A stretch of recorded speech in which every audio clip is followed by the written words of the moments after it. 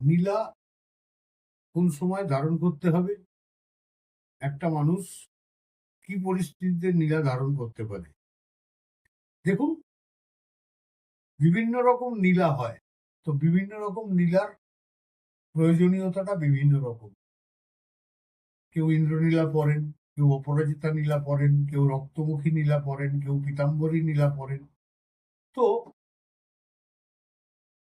একজন অভিজ্ঞ জ্যোতিষী দ্বারা তাকে দেখিয়ে তাকে তিনি ঠিক করে দেবেন তিনি কি নীলাটা পরবেন। আপাত দৃষ্টিতে নীলা পরার সময় মোটামুটি 18 বছরের পর থেকে শুরু হয়। একটা মানুষ সাবালক হলে তখন সে নীলা ধারণ করতে পারে, এবং শনি পীড়িত,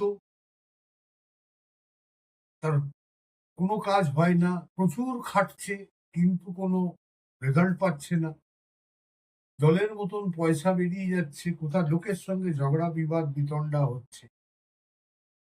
অভিজ্ঞ জ্যোতিষী সেটা ঠিক করবেন তিনি কি পরবেন, কোন নীলাটা ধারণ করবেন, তার পক্ষে কোন নীলাটা সুটেবল হবে, তারপর তিনি প্রেসক্রাইব করবেন। তারপর যিনি ধারণ করবেন তিনি সেই জ্যোতিষীর পরামর্শ মতো নীলাটা ধারণ করতে